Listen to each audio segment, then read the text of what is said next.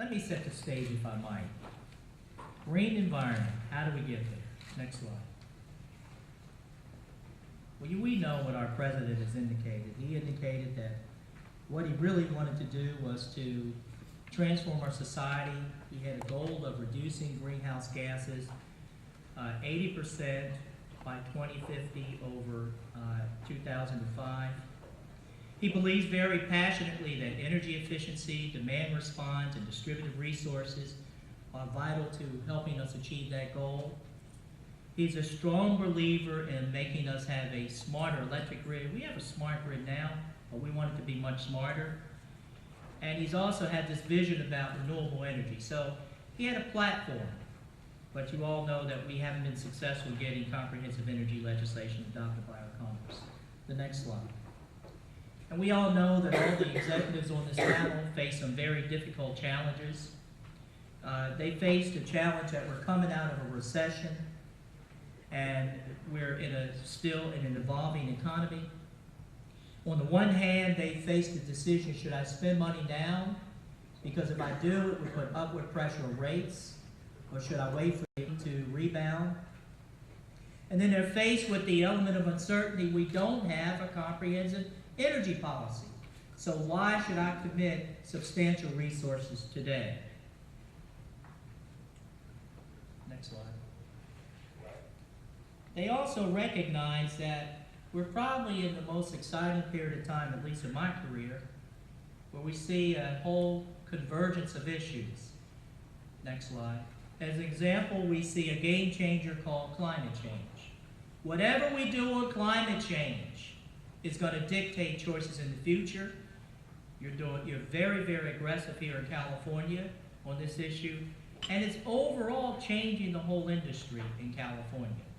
And if we do this nationwide and globally, it will have substantial impact on our future choices. Next slide. We're also aware that there are some new supply source technologies that have recently emerged. We have improved drilling techniques 2 years ago that untapped a tremendous domestic resource of shale gas.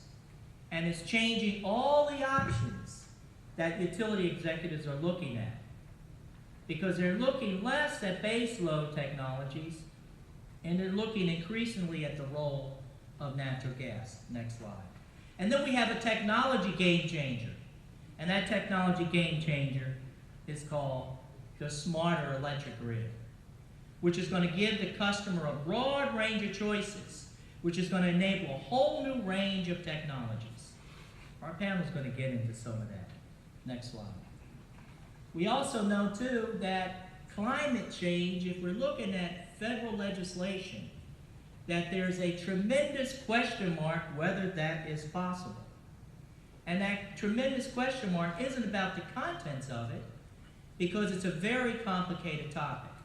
But it boils down to me to how do we reduce greenhouse gases, how do we transition our economy so it's more efficient, and how do we do it in a way we don't substantially increase the energy rates of our consumers, and particularly African Americans and low-income customers who can't afford to pay more for energy. Next slide. We also know, too, that a price of carbon is important in dictating what technologies we employ. But we also know that the outcome of whether we're going to have comprehensive energy legislation may be highly dependent upon the outcome of these midterm elections. Next slide. As I said, I'm very concerned.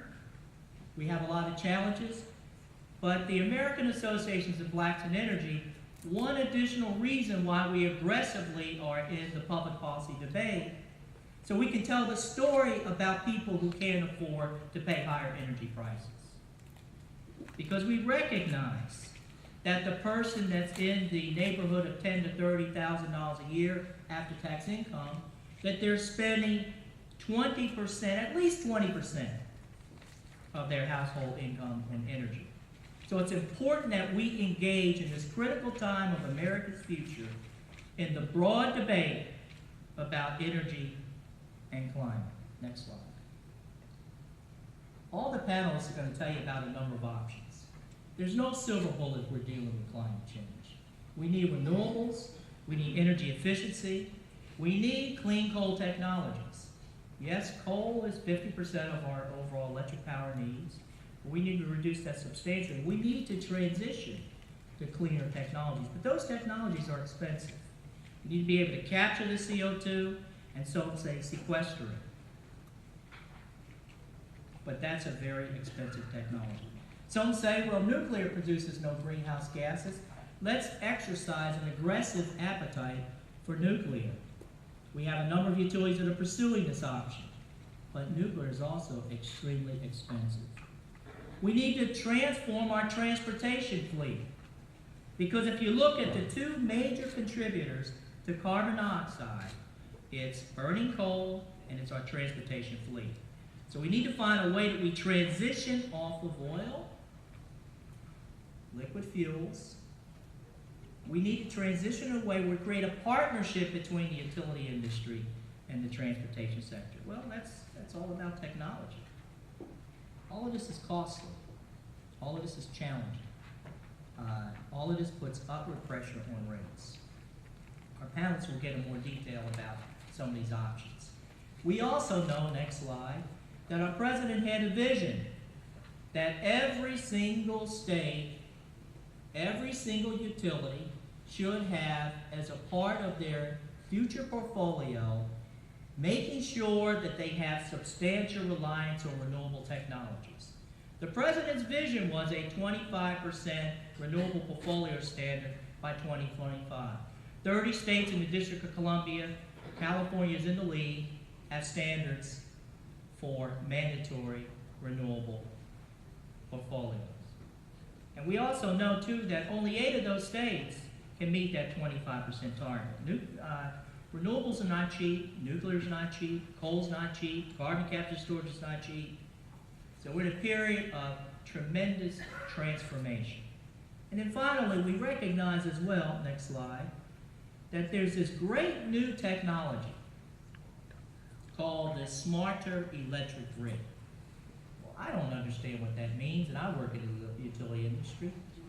But we're going to have some folks that are going to try to dumb it down for us. And if you don't think I understand, you look at the average consumer. I didn't tell you to put that meter on my house. And I'm not paying for it. So we need to understand what are the benefits of a smart electric grid. So the last slide.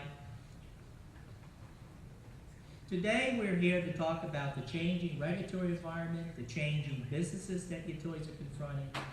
And the bottom line is that we're a great nation because we are very competitive, because we have cheap energy. We're also a great nation, and I'm going to reflect back to what Phyllis said to everybody this morning. We need to do something with our young people. We're in a period, if you look at the top 25 industrialized nations, do you know what our math scores are? We're 16 out of 25. We aren't in the top 10 in math, in science, in anything. I'm very, very troubled about this. So we have to invest in STEMs, in science, technology, engineering, mathematics. That's why we're a great nation today, because we had young people many years ago, I was young, who embraced science, technology, engineering, and mathematics. So you all got a lot of hard work to do, but our young people are counting on you. Let me now transition with that overall introduction into our panel.